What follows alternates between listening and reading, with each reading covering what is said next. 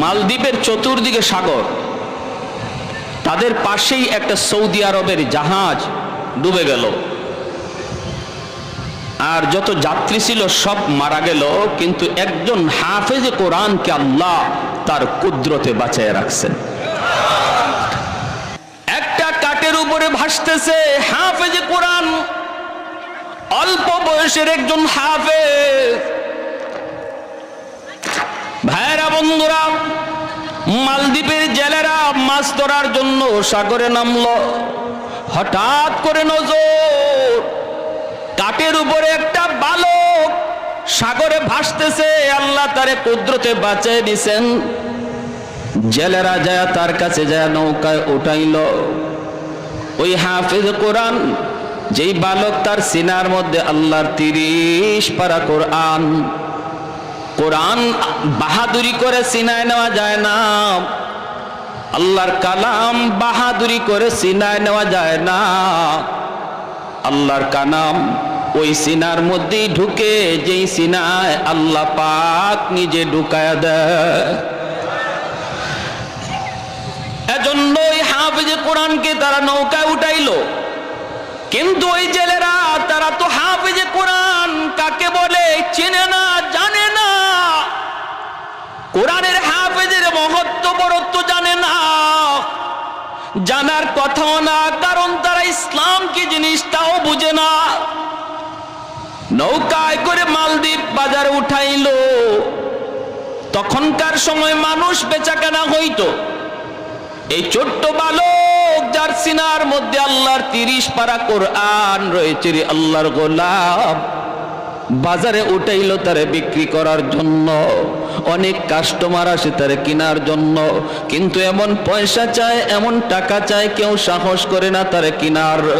কিন্তু ওই এলাকার একজন হিন্দু মহিলা ছিল, বড় ধনী। ওই মহিলার সম্পদের কোনো অভাব নাই, কিন্তু একটা ছেলে সন্তানের বড় অভাব আছে, শুধু একটা মেয়ে সন্তান। ছেলে সন্তান তার নাই। মহিলা চিন্তা করলো, সম্পদ দিয়ে আমার কি হবে? কারণ আমি যদি বৃদ্ধ হয়ে যাই, আমাকে পালবে কে, খাওয়াবে কে? মেয়েটারে বিয়ে দিয়ে দেব, পরের বাড়িতে চলে যাবে। একটা ছেলের প্রয়োজন। খবর পেয়ে সে বাজারে গেল, যায় জেলেদেরকে বলল, টাকা যা লাগে তোমরা নিয়ে নাও, বিনিময়ে আমাকে, ছেলেটা আমাকে দিয়ে দাও, আমার সন্তান বানায় তারে আমি পালবো। হাফেজে কোরআন চলে আসলো হিন্দু মহিলার ঘরে। দিন যায় রাত যায়, মহিলাকে মা কয়া ডাকে, বোনটা তারে ভাইয়া কয়। দিন যাইতেছে আরামে, কোনো অসুবিধা নাই, ভালোই চলছে। এইদিকে হঠাৎ করে হাফেজে কোরআন দেখতে পেল মহিলা কান্দে। মা তুমি কেন কান্দো? মহিলা তখন ডাক দেয়া কই, বাবা আমি কেন কান্দি? এটা তোমার কাছে বলে কোনো সমাধান পাওয়া যাবে না রে বাবা। এরপরও তুমি বারবার যখন জিগাইতেছো, মা বলি, বাবারে শোনো, মালদ্বীপ শহরে প্রতি বৎসর নির্দিষ্ট তারিখে একটা সিডর হয়, জলোচ্ছ্বাস হয়। ওই সিডরে অসংখ্য অগণিত মানুষ মারা যায়। বাদশাহ জ্যোতিষীদেরকে বলল, গণিকদেরকে বলল, তোমরা গণনা করে বের করো, জ্যোতিষী বিদ্যা পড়ে বের করো, কেন প্রতি বৎসর নির্দিষ্ট তারিখে রাত যখন 12টা বাজে তখন কেন সিডর হয়, জলোচ্ছ্বাস হয়? কারণটা কি একটু গবেষণা করে বের করো। জ্যোতিষীরা জ্যোতিষী বিদ্যা পড়ে বের করলো, গণকরা গণনা করো, তারা জানায় দিল এটা একটা খবিস জিন্নাতের কারসাজি, একটা দেও দানবের কারসাজি। যদি ওই দেও দানবের কাছ থেকে সিডর থেকে বাঁচতে হয়, তাহলে নির্দিষ্ট তারিখে সাগরের পারে যে রাম মন্দির, ওই রাম মন্দিরে সুন্দরী কুমারী একটা মেয়েকে রেখে দেওয়া লাগবে। আর ওই মেয়েটাকে ওই খবিস জিন্নাত দেও দানব তারা খেয়ে ফেলবে, হত্যা করে ফেলবে। এরপরে সিডর হবে না, ভুক দিলে পরে সিডর হবে না, ওরা কোনো ক্ষতিও করবে না। বাদশাহ জানায় দিল, আমার রাজ্যের সুন্দরী মেয়েদের তালিকা তৈরি করে দাও। প্রতি বছর লটারি হয়, এই বছর লটারিতে আমার একমাত্র মেয়ে, যে তোমাকে ভাইয়া কয়, আমার মেয়ে নাম উঠে গেছে, আমাকে নোটিশ দেওয়া হয়েছে, সন্ধ্যা হলে সরকারি সৈন্য আমার দরজার সামনে হাজির হবে, হইয়ে আমার মেয়েটাকে তারা জোরপূর্বক নিয়ে যাবে। বাবা এজন্য কাঁদতেছি, বাবা বলো না, আমি তো একজন মা, মা জানে সন্তানের দরদ। আজকে যেই মেয়েটারে এত আদর করে এত সোহাগ দিয়া নিজের হাতে বড় করলাম, চোখের সামনে মেয়েটা আজকে কোরবানি হবে, চোখের সামনে মেয়েটা আজকে মৃত্যুর ঘাটে যাবে, আমি মা কেমনে সেটা শুই? এজন্য আমি কাঁদতেছি। হাফেজ কোরআন তখন কয়, মা গো টেনশন করো না, মা তুমি কোনো টেনশন করো না, যদি এটা খবিস জিন্নাতের কারসাজি হয়, দেওদানবের কারসাজি হয়, দেওদানবের চেয়েও পাওয়ারফুল শক্তি আল্লাহ আমার সিনার ভিতরে রেখে দিয়েছে। সমাধান দিব আমি, সমাধান দিব আমি, কোনো টেনশন নাই, আমার বোনের কোনো ক্ষতি করতে দেব না। মা তুমি ভয় পেও না, ভয় পেও না। মা কই, বাবা তুমি কেমনে কি করবা? হাফেজে কোরআন কয়, মা আমার বোনটারে নানার বাড়িতে পাঠা দাও, আর বোনের জামা কাপড় পরাইয়া পালঙে আমার মেয়ে লোক বানায় বসায় দাও। আমার দাড়ি উঠে নাই, মুছ উঠে নাই, আমাকে দেখলে ওরা বুঝবে না আমি যে একটা ছেলে। মেয়ে লোকের পোশাক পরে যদি আমি বসা থাকি, আমাকে ওরা মেয়ে লোক মনে করে নিয়ে যাবে, নিয়ে যাক, তারপরে যা হয় আমি সেটা বুঝবো। মা তখন কান্দে, না রে বাবা না, বড় আশা করে তোমাকে এনেছি, না তোমাকে আমি হাতছাড়া করতে পারবো না, তুমি যদি চলে যাও, তোমার যদি কোনো ক্ষতি হয়, আমি মা কাকে নিয়ে স্বপ্ন দেখব, কাকে নিয়ে আমি বাঁচবো? মা যেতে দেয় না, মা প্রস্তাবে রাজি হয় না। কিন্তু হাফেজ কোরআন কয়, মা গো কেন তুমি টেনশন করো গো মা, আমি কথা দিলাম আমার বিন্দু পরিমাণ কোনো ক্ষতি হবে না, হতে পারেই না, কারণ আল্লাহর 30 পারা কোরআন আমার সিনায়। উলফত মে বরাবর কে ওফা হো কে জফা হো, उल्फत में बराबर के वफा हो के जफा हो, हर चीज में लज्जत है अगर दिल में मजा हो, हर चीज में लज्जत है अगर दिल में मजा हो, एक चश्मे ज़दन गाफिल अज़ा शाख नबाशी, शायद के निगाहे को नदा गाह नबाशी, शायद की निगाहे को नदा गाह नबाशी, तो दिल में तो आता है समझ में नहीं आता, बस जान लिया मैं तेरी पहचान यही है, बस जान लिया मैं तेरी पहचान यही है। একটু জোরে বলি আল্লাহু আকবার, মুসলমানের আওয়াজে বলি আল্লাহু আকবার। ভাইরা বন্ধুরা, কোরআনের পাওয়ার আসেনি না নাই? আর একটু জোরে, কোরআনের শক্তি আসেনি না নাই? আল্লাহর কালামের পাওয়ার আসেনি না নাই? প্রমাণ হবে, প্রমাণ হবে। ভাইরা বন্ধুরা, মহিলা কান্দে কয়, না না বাবা, আমি তোমাকে হাতছাড়া করব না, তোমার যদি কোনো ক্ষতি হয়ে যায় আমি মা কাকে নিয়ে স্বপ্ন দেখব? না বাজান, আমি রাজি না। কিন্তু ছেলে বলতেছে, মা টেনশন করবা না, টেনশন করবা না, কোনো ক্ষতি আমার হবে না, বোনটারে নানার বাড়ি পাঠায় দাও, নানার বাড়িতে পাঠায় দাও। ভাইরা বন্ধুরা, নানার বাড়ি পাঠায় দিল। ছেলেটারে বোনের কাপড় পরাইয়া, মেয়ে লোকের কাপড় পরাইয়া পালঙে বসায় রাখলো। এইদিকে সন্ধ্যার টাইম, যেই মাত্র সরকারি ফৌজ দরজার সামনে এসে নক করেছে, এমনি মহিলা দরজা খুললা, দেখি সরকারি ফৌজ। মহিলা তো আল্লাহ চিনে না, কোরআন চিনে না, কোরআনের মহত্ব বড়ত্ব জানে না, ঠিক কিনা? আল্লাহর কোরআনের সংস্পর্শে আর সোহবতে যারা আয়, তারা কোরআনের পাওয়ার জানে, যারা কোরআনের কাছে আয় না, তারা কোরআনের পাওয়ার জানে না, চিনেও না, ঠিক কিনা? আল্লাহর কোরআনের পাশে যারা আয়, সংস্পর্শে আয়, সোহবতে আয়, তাদের মধ্যে কোরআনের আসর সাথে লাগে ওই কাপড়টা দামি হয়ে যায়। আল্লাহর কোরআন যেই কাঠের সাথে লাগে কাঠটা দামি হয়ে যায়। 10,000 20,000 টাকা গজের কাপড় যদি পায়ে লাগে আমাদের শরীর ঘামে না, পশম খাড়ায় না, ইন্না লিল্লাহ বলি না। কিন্তু আল্লাহর কোরআনের বস্তু নিয়ে যেই কাপড় দিয়ে বানানো হয় ওই কম দামি কাপড় যদি আমার পায়ে লাগে সাথে সাথে কলিজা কেঁপে উঠি, সাথে সাথে আমি কপালে চুমুকাই, সাথে সাথে আমি আমার টুটে লাগাই। আমার ভাইরা বন্ধুরা, আল্লাহর কোরআনের পাশে যেই আসে সেই কোরআনের খাতিরে দামি হয়ে যায়। অতএব কোরআনের মধ্যে কি আছে না আছে যদি জানতে হয় আলেমদের কাছে আসা লাগবে, মাদ্রাসায় আসা যাওয়া করা লাগবে, কোরআন পড়া লাগবে, কোরআন পড়নেওয়ালাদের কাছাকাছি আসা লাগবে, ঠিক কিনা? আলাইকুম বিমুজালাসাতিল উলামা ওয়া ইসতিমাই কালামিল হুকামা ফাইন্নাল্লাহ তাআলা ইউহয়িল কলবাল মাইয়িতা বিনূরিল হিকমা কামা ইউহয়িল আরদাল মাইতাতা বিওয়াবিলিল মাতার।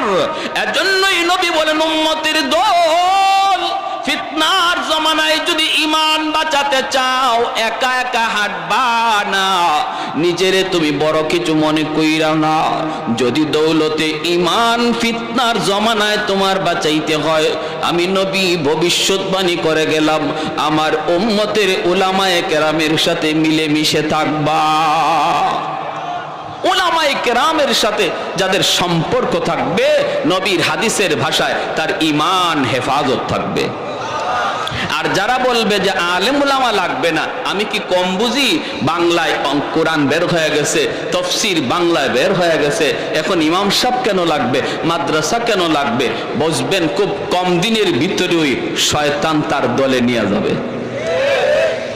ভাই, যদি আপনি আলেম উলামার সাথে সম্পর্ক রাখেন, ইমানের ডাকাত যে আপনার লেবাস পরে, ইসলামী লেবাস পরে আসছে আপনার ইমান ডাকাতি করার জন্য, আপনি তারে চিনবেন না।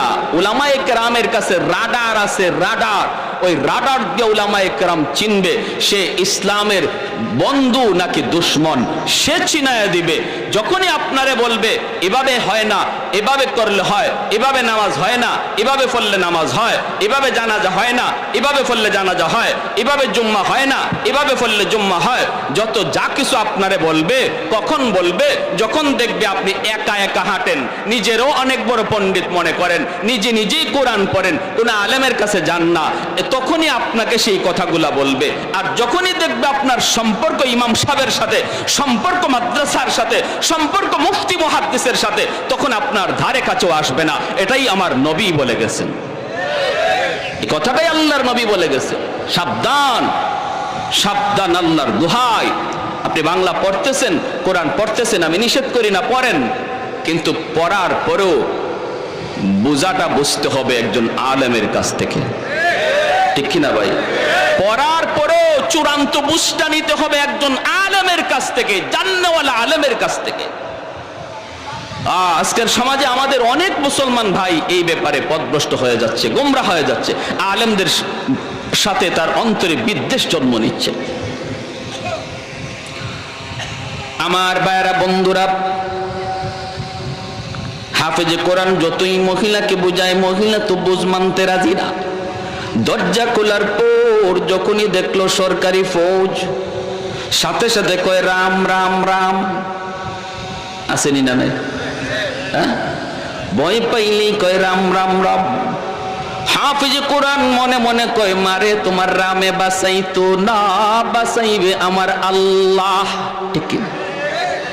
অবাক কিছু দেখলেই ওরা রাম রাম, অবাক কিছু দেখলেই ভগবান কইতে দেরি করে না।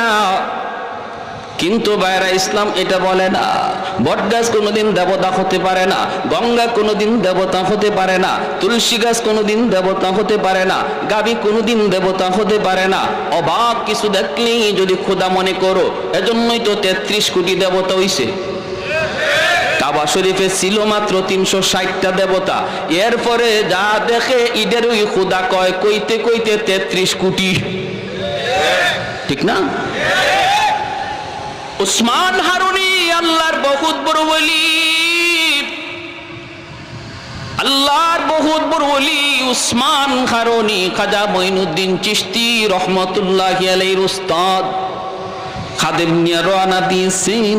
শীতের রাত, ওযু করবেন, একটু ওযুর পানি গরম করা লাগবে। খাদেমকে বলতেছেন, বাবা দেখ তো কোথাও একটু আগুন পাওয়া যায় কিনা। খাদেম তালাশ করে করে পেয়ে গেল কিছু আগুন। আগুনের চতুর্দিকে মানুষজন দাঁড়ায় দাঁড়ায় আগুনের পূজা করে আর উলু উলু উলু উলু দেয়। খাদেম যায় বলতেছে, ভাই রে তোমরা একটু আগুন দিবানি? কয় কেন? কয় উস্তাদের ওযুর পানি গরম করব। সাথে সাথে অগ্নি পূজারীর দল, ওদের মাথা গরম হয়ে গেল। কই কি আমরা আগুনের পূজা করি, এই আগুন নিয়ে তুমি ওযুর পানি গরম করবা? ভাগো মিয়া।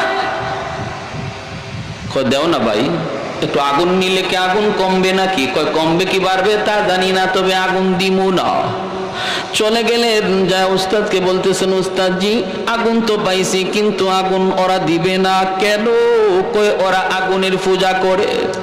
আল্লাহর ওয়ালি উসমান হারুনি কয় আমাকে নিয়ে যাও। ইনি আসলেন, আইসে ইনি আবার আগুন চাইলেন, দিতে নারাজ। কেন দিবা না? কয় আগুনের পূজা করি। কেন পূজা করো? কয় বাপে করছে, দাদায় করছে। কেন করছে? কয় আগুন মরার পরেই জ্বালাবে না। আগুনের পূজা করলে আগুন মৃত্যুর পর জ্বালাবে না, মায়া করবে, মায়া করবে। আল্লাহর ওলি উসমান হারুনি কয় এত বৎসর যাবত আগুনের পূজা করো, তখন একটু যাচাই করে দেখো আগুন তোমাদেরকে মায়া করবে কি করবে না। দুনিয়াতে আঙ্গুলটা আগুনের ভিতর দিয়া দেখো, আগুন আঙ্গুল জ্বালায় কি জ্বালায় না। যদি দুনিয়াতে আঙ্গুল না জ্বালায় তাহলে বুঝবা মরণের পরেও জ্বালাবে না। আর যদি দুনিয়াতে আঙ্গুল জ্বালায়, বোঝা গেল 60 বছর 70 বছরের পূজা আগুনে তোমাকে রেহাই দিবে না। অগ্নি পূজারীরা কয় মৌলবী বুঝছি তুমি আসছো আমাকে আগুনে জ্বালানোর জন্য। আগুনের স্বভাবটাই তো জ্বালানো, আগুনে কিছু দিলেই তো আগুন জ্বালায়, আগুনে কারে না জ্বালায়। উসমান হারুনি কয় কি কইছো তোমরা, পাগল আহমক? আগুনের স্বভাবটাই জ্বালানো নয়, আগুন চাইলেই জ্বালাইতে পারে না। আগুনের মালিক যদি আদেশ দেয় তবে আগুনে জ্বালায়, আর যদি মালিক আদেশ না দেয় আগুন জ্বালানোর কোনো ক্ষমতা নাই। যদি আগুন নিজেই জ্বালাইতো তাহলে ইব্রাহিম খলিলুল্লাহকে কেন জ্বালাইল না? আওয়াজ দেয়া বলেন ঠিক কিনা? যদি আগুন চাইলেই জ্বালাইতো মুসা কালিমুল্লাহরে তুর পাহাড়ে কেন জ্বালাইল না? পুরা তুর পাহাড়টা জ্বলে ছাই হয়ে গেল। আল্লাহ বলতেছে রে আগুন সাবধান, আমার মুসার একটা পশম পর্যন্ত যেন না জ্বলে। সুবহানাল্লাহ, আর একটু জোরে সুবহানাল্লাহ। ওই অগ্নি পূজারীরা কয় মৌলবী ইব্রাহিম বুঝি না, মুসা বুঝি না, তুমি কিছু পারবা কিনা বলো, তুমি কিছু পারবা কিনা বলো। উসমান হারুনি বলে তাহলে তোমরা বুঝি দেখতে চাও? হ দেখতে চাই। এই কথা বলতে আল্লাহর ওলি উসমান হারুনি ছোট্ট একটা বাবু পাশে দাঁড়ায় রয়েছে, ওদেরই ছেলে। এই ছোট্ট বাচ্চাটারে কোলে লইয়া আল্লাহু আকবার বইলা একটা লাফ দিয়া আগুনের ভিতরে চলে গেলেন। এখন তো শুরু হইছে Ram Ram Ram Ram Ram, high high high, মৌলবী মরছে মরুক, জ্বলছে জ্বলুক, আমাদের বাচ্চাটার কি দোষ ছিল? হঠাৎ করে আগুনের ভিতর ওরা তাকায় তাকায় দেখি আল্লাহু আকবার, ঘটনা কি? মৌলবী যে বাচ্চাটারে নিয়ে আগুনের ভিতরে ঢুকলো, আগুন তাদের চারপাশ দিয়ে দাও দাও করে জ্বলে, কিন্তু আগুন তাদের গায়ে লাগে না। বাচ্চাটারে নিয়ে ওসমান হারুনি আগুনের ভিতরে তিনি আদর করতেছেন, চুমু খাইতেছেন, মায়া করতেছেন। এই দৃশ্যগুলি ওরা আগুনের বাহির থেকে দেখলো। এরপরেই আল্লাহর ওলি ওসমান হারুনি আবারও আল্লাহু আকবার বলে বাচ্চা নিয়ে আগুন থেকে বের হয়ে আসলেন। এইবার অগ্নি পূজারীরা কয়ে বুঝছি, হায় হায় হায়, এতদিন যাবত আমরা কার পূজা করি? আগুন তো ভগবান না, ভগবান তো হলো যে আগুনে ফরছে অথচ আগুন জ্বালাইছে না। বুঝছেন? ওসমান হারুনের পায়ে সেজদা করা শুরু করে দেয়। যেই মাত্র ওনার পায়ে সেজদা দেয়, আপনি ভগবান, আপনি ভগবান, তখন তিনি লাঠি দিয়ে আঘাত করে বলতেছে, আহাম্মকের দল, তোমরা তো অবাক কিছু দেখলে খোদা কইতে দেরি করো না। আরে আমি, এটা আমার কোনো কেরামতি নয়, আগুনে আমারে জ্বালাইছেন, এটা আমার কোনো বাহাদুরি নয়, আগুনের মালিকের উপর আমি বিশ্বাস করেছি। তোমরাও যদি আগুনের মালিকের উপর বিশ্বাস করো, ঈমান আনো, আগুন তোমাদেরকেও জ্বালাবে না। সাথে সাথে ওরা কালেমা পড়ে মুসলমান হয়ে যায়। मैं तालिब मौला हूँ मेरे इश्क़ निराला,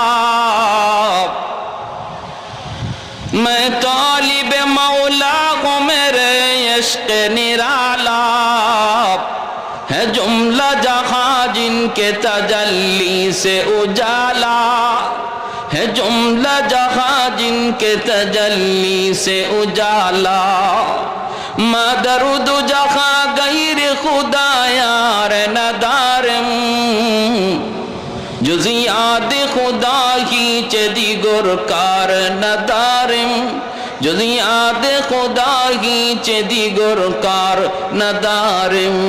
একটু জোরে বলি আল্লাহু আকবার। এজন্যই মহিলা যেই মাত্র রাম রাম কয়ে, হাফেজে কোরআন কয়ে, মা নীরব, চুপ থাকো। সরকারি ফৌজগুলি ভিতরে ঢুকছে, দুইটা ওরা দরজার দিকে তাকাইছে, খাটের উপরে বসা আছে এত সুন্দরী একটা মেয়ে। বলুন তো আপনারা, মেয়ে না ছেলে? চেহারার মধ্যে মোছ নাই, দাড়ি নাই, কম বয়সে হাফেজে কোরআন বাংলাদেশে আসেনি না নাই? শুধু আছে তা নয়, বিশ্ব মানচিত্রে যে কয়জন বাংলাদেশের নাম দুনিয়া জুড়ে উজালা করেছে, সবাই কম বয়সের, এখনো দাড়ি মুস্তাদের উঠে নাই, ঠিক কিনা? বাংলাদেশের নাম সুনাম যারা বয়ে আনলু, তারাই হলো কোরআনের পাখি, এদেশের সম্পদ, ঠিক কিনা? দুর্ভাগ্য, দুর্ভাগ্য আমাদের কপাল পুরলো, যাদের খাতিরে দেশ বাংলার জমিনে মানচিত্রে পরিচিত হলো, আজকে তাদের কদর আমাদের সমাজে আর দেশে হয় না। আহা ভাইরা আমার, ওরাই নিজেরাই কয়, হায় হায় এত সুন্দর মেয়ে, এত সুন্দর মেয়ে তো কোনোদিন দেখি নাই, হায় রে এত সুন্দর মেয়েটারে আজকে আমরা বলি দিব। সুন্দর তো হবেই, কারণ দেশ হলো নবীর দেশ, নবীর দেশে যার জন্ম, চেহারা তো সুন্দর হবেই। নিয়ে যাইতেছে, নিয়ে যাইতেছে, নিয়ে যাইতেছে হাফেজে কোরআন। ভাইয়েরা বন্ধুরা, ওই যখন রাম মন্দিরে যায় রেখে দিল, মন্দিরে ঢুকার পরে সে মেয়ে লোকের পোশাক খুলে ফেলবো, লুকায় এসে তার নিজের পোশাক নিয়ে নিল, যায় নামাজটাও নিয়ে নিল। মন্দিরে ঢুকেই হাফেজে কোরআন যায় নামাজ বিছাইয়া আল্লাহর কুদরতি কদমে সেজদায় পড়ে গেল। জানালা দিয়া তাকায়, রাত যখন 12টা বাজবে, সরকারের পক্ষ থেকে পাগলা ঘন্টা বাজানো হবে, সিগন্যাল দেওয়া হবে, সিডর হওয়ার সময় হয়ে গেছে, সবাই সতর্ক হয়ে যাও। যেই মাত্র 12টা বেজে গেল, হাফেজে কোরআন তাকায় দেখলো, ওই যে সাগর থেকে দেখা যায় বিশাল আকারে পানি উপরে উঠতেছে, পানির উপরে আবার আগুন দেখা যায়। সাথে সাথে সে আল্লাহর কোরআনের সূরা ইয়াসিন তিলাওয়াত শুরু করে দেয়। তিলাওয়াত শুরু করে আর কয়, মালিক আজকে প্রমাণ হবে, প্রমাণ হবে দানবের পাওয়ার বেশি নাকি তোমার কোরআনের পাওয়ার বেশি। আজকে প্রমাণ হবে সিডরের পাওয়ার বেশি নাকি তোমার কোরআনের সূরা ইয়াসিনের পাওয়ার বেশি। ভাইরা বন্ধুরা, যেই মাত্র পানিটা আসতেছে দানবের রূপ ধারণ করে, সাথে সাথে সূরা ইয়াসিন পড়ে সে একটা ফু দিল। ফু দেওয়া মাত্রই আল্লাহ পাক রব্বুল আলামিন ওই সূরা ইয়াসিনকে অ্যাটম বোমার মতো শক্তিশালী বানায়া পাহাড়ের মতো উঁচু হওয়া পানির মোকাবেলায় আল্লাহ পাঠায়া দিলেন। আল্লাহু আকবার, জোরে বলেন। পানির মোকাবেলায় আল্লাহ পাক পাঠায়া দিলেন। ভাইরা বন্ধুরা, আল্লাহর কালামের আসর আসেনি না নাই? আল্লাহর কালামের আয়াতের আসর আসেনি না নাই? বিবারিয়ার হুজুর রাহিমাহুল্লাহ, ফখরে বাঙ্গাল রাহিমাহুল্লাহ, ওনাকে একদিন এক নাস্তিক কয়, হুজুর হুজুর মানুষ আই আপনাদেরকে কয়, হুজুর একটু ফু দেন, ফু দেন, ফু দেন। এই যে ফু দেন, এটা বাতাস ছাড়লেন, এটা কি হইল? এভাবে মানুষদেরকে আপনারা ধোঁকা দিয়ে আর কতদিন চলবেন? ওইটা ওই বর্তমান নাস্তিকদের সাথে মিল আসেনি না নাই? হ্যাঁ, জান্নাত জাহান্নাম কোত্থেকে আসলো? জান্নাত জাহান্নাম তো হইব কিয়ামত আর পরে। হুজুরে যে মেরাজের ওয়াজ করতে গিয়ে জান্নাত জাহান্নামের কথা বললো, জান্নাত জাহান্নাম তো আল্লাহ বানাইছে ওই না, নাউজুবিল্লাহ। কোন কেমন পণ্ডিতের পণ্ডিত বুঝেন। আবার কয় হুজুর মেরাজে গেছেন, এই সময় আপনি এই কি পাইলেন কোত্থেকে? এই সময় তো কোরআনই নাজিল হয় নাই। কেমন পণ্ডিত! কোরআন কখন নাজিল হইছে এটাই জানে না, আর আসছে একজন মুফতি সাহেবের, একজন মুহাদ্দিস সাহেবের ভুল ধরার জন্য।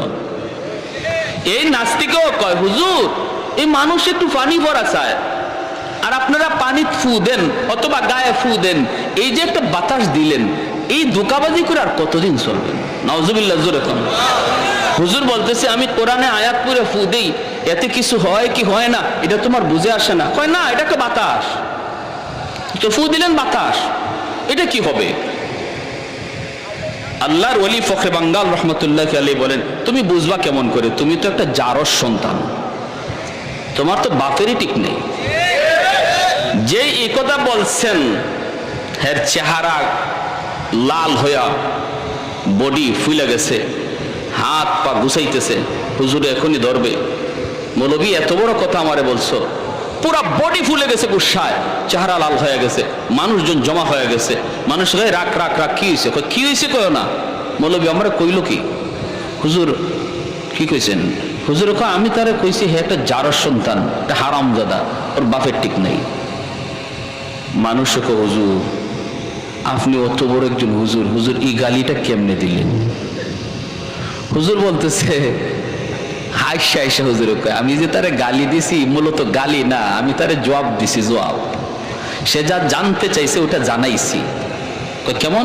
হে জানতে চাইছে যে আমরা যে কোরআনের আয়াত পড়ে ফু দেই, এই ফুতে কি হয়? ফু তো একটা বাতাস, এই বাতাসে তো কিছু হওয়ার কথা না, আমরা নাকি এরকম ফু ফা দিয়া ধোঁকাবাজি করি। এটা বুঝাইছে তারে। কেমনে বুঝাইছেন? বুঝো না তোমরাও? আমি যে ওরে হারামজাদা বলছি, এটা একটা বাতাস ছাড়ছি, বাতাস। কি ছাড়ছি? ভালো করে বুঝছেন? তারে কি মারছি? না। তারে কি ইটা মারছি? না। তারে কোনো ধরনের টাচই আমি করি না, শুধু একটা বাতাস ছাড়ছি। এই বাতাসটাও একটা নাপাক বাতাস, একটা গালি। এতে করে দেখেন তার চেহারা লাল হয়ে গেছে, তার বডি ফুলে গেছে। একটা নাপাক বাতাসে যদি এমন আসর থাকে, তার চেহারাটারে ফুলাইয়া দেয়, বডিটারে লাল করে দেয়। কোরআনের আয়াত পাক, কোরআনের আয়াত করে বাতাস দিলে যে আসর করে, এটা বুঝাইবার লাগে তারে গালিটা দিছি। বুঝে আসছে? আপনারা বুঝছেন নি? নুরউদ্দিন ঘরপুরি রহমতুল্লাহ আলাইহি সিলেটের, আমাদের সিলেটের বহুত বড় একজন আল্লাহর ওলি ছিলেন। হুজুরের শনি মঙ্গলবারে ফু দিতেন, পানি ফোড়া দিতেন, পানি ফোড়া। তো মানুষজন এরকম পানি নিয়ে যাইতো। তো হুজুর অনেক ব্যস্ত থাকতেন, এজন্য মাঝে মাঝে করতেন কি, মাদ্রাসার সামনে একটা পুকুর ছিল, হুজুরে ওই পুকুরের মধ্যে ফু দিয়া চলে যেতেন, আর মানুষকে বলতেন তোমরা পুকুর থেকে পানি নিয়ে দাও। তো হুজুরে পুকুরে ফু দিয়ে চলে গেছেন, মানুষ পুকুর থেকে ওই বোতল ভরে ভরে পানি নিয়ে যাইতো, কাজ হয়ে যেত। এখন একদিন এক লোক আসছে হুজুরের খুব মহব্বতের, খুব মহব্বতের, এরকম একটা কাচের জগ, এই কাচের জগ নিয়ে আসছে। অসুবিধা হইতেছে আপনাদের? এরকম কাচের জগ ভরা পানি নিয়ে আসছে। আয়েশা বলতেছে, হযরত আমার একটু একটু পানি ফোড়া, হুজুর একটু ফু লাগবে। হুজুর বলতেছে, কেন? আমি তো পুকুরে দিয়ে আসলাম, তুমি পুকুর থেকে নিয়ে যাও। হুজুর আমার কেমন কেমন, হুজুর আমার এটাতে দিয়া দেন। এত বড় পুকুর, ফু দিছেন এক কোনায়, ওই জায়গায় ফু লাগে নাই না লাগছে এটাও জানি না, কোন ভাই ফু গেছে আর কোন ভাই গেছে না, আমি কোত্থেকে পানি নিব? হুজুর আমার জগটার মধ্যে একটা ফু দিয়া দেন।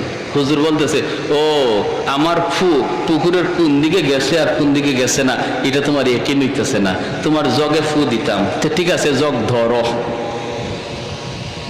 কাচের জগ তুমি ধরো, আমি ফু দেই। কাচের জগটা এইবার ধরে, আমাদের উস্তাদরা পাশে দাঁড়ানো, সবাই দেখতেছে, এই কাচের জগটা সেইভাবে ধরে রাখছে, আর হুজুর একটা ফু দিছেন। ফুটা দেওয়ার সাথে সাথে কাচের জগ টাস টাস করে ভেঙে পড়ে গেছে। কিসের পানি? পুকুরে ফু দিছি তোমার একই নয় না, জগে ফু দিমো। ঠিক আছে, জগ ভালো করে দৌড়ো, জগ ওই নাই, জগ আছে, জগ ওই নাই। ওই হাফেজে কোরআন আল্লাহর কালাম সূরা ইয়াসিন পড়ে ফু দিল, আল্লাহ ওই কোরআনের সূরা ইয়াসিনকে এমন পাওয়ারফুল বোমা বানায় দিলেন, সাগর থেকে পাহাড় পরিমাণ উঁচু হয়ে যে সিডোর আসতেছে এর মোকাবেলায় চলতেছে, সিডোর আসতেছে, আল্লাহর কোরআনও যাইতেছে। আল্লাহু আকবার, জোরে কর। আমার ভাইয়েরা বন্ধুরা, সামনের দিকে যায়, মোকাবেলা হয়ে গেল আল্লাহর কোরআনের সাথে। মুহূর্তের ভিতরে সাগরের সিডোর, পাহাড় পরিমাণ উঁচু যে সিডোর ছিল, সাগরে আবার দেবে গেল। মুহূর্তের ভিতরে আল্লাহর কোরআন জয়ী হয়ে গেল, আর দেওদানবের কারসাজি পরাজিত হয়ে গেল। ভাইরা বন্ধুরা, সকালবেলা আসছে ওরা লাশ নেওয়ার জন্য, লাশ, কারণ প্রতিদিন প্রতি বৎসর সকালবেলা ওরা লাশ নিয়ে যায়। রাতে যদি সিডোর না হয় তাহলে মন্দির থেকে লাশ নিয়ে যায়। আসছে সরকারি ফৌজ লাশ নেওয়ার জন্য, আইসা দেখে লাশের কোনো বংশও নাই, বরং মন্দিরের ভিতরে একজন কোরআনের হাফেজ বসে বসে কোরআন তিলাওয়াত করতেছে। ইয়াসিন ওয়াল কুরআনিল হাকীম ইন্নাকা লামিনাল মুরসালিন।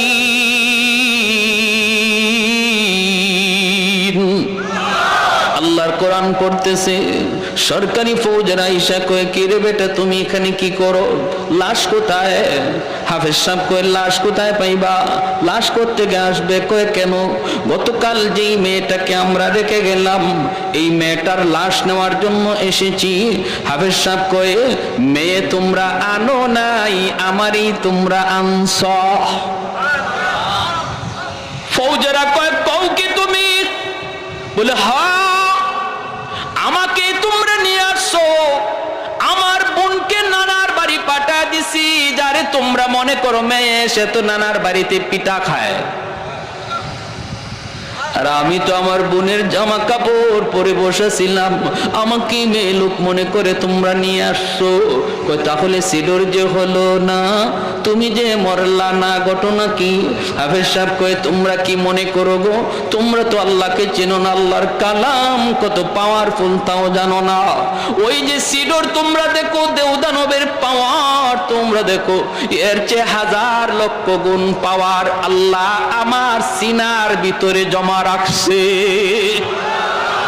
সিডোর সিডোরের মতো করে উঠছে। আমি শুধু আমার মালিকের সূরা ইয়াসিন, আল্লাহর কালামের সূরা ইয়াসিন, যেই সূরা কোরআনের হৃৎপিণ্ড, ওই সূরা পড়ে শুধু একটা ফু দিয়েছি, যেখান থেকে পানি উঠছিল সেখানেই দেবে গেছে। কও কি তুমি বলে হ্যাঁ, এটা আল্লাহর কোরআনের পাওয়ার, আল্লাহর কোরআনের পাওয়ার। সাথে সাথে তারা বাদশারে জানায় দিল। বাদশাহ অবাক হয়ে গেল। বাদশাহ মন্ত্রী পরিষদ নিয়া হাফেজ সাহেবের সামনে এসে হাজির হয়ে বলতেছে, রে হাফেজে কোরআন, ও বাবা তুমি এটা কি শুনাইছো, কি বলছো? আমরা তো কোরআন বুঝি না, কোরআনের মহত্ব জানি না। বাবা আগামী বছর এই তারিখে আবার তোমাকে আমরা মন্দিরে রাখবো, আবারও তোমাকে মন্দিরে রাখবো। আমরা নদী সাগরের পারে দাঁড়ায় দাঁড়ায় দৃশ্যগুলি দেখবো, নিজের চোখে আমি দেখবো রে বাবা, নিজের চোখে দেখবো আল্লাহর কোরআনের পাওয়ার, নিজের চোখে দেখবো।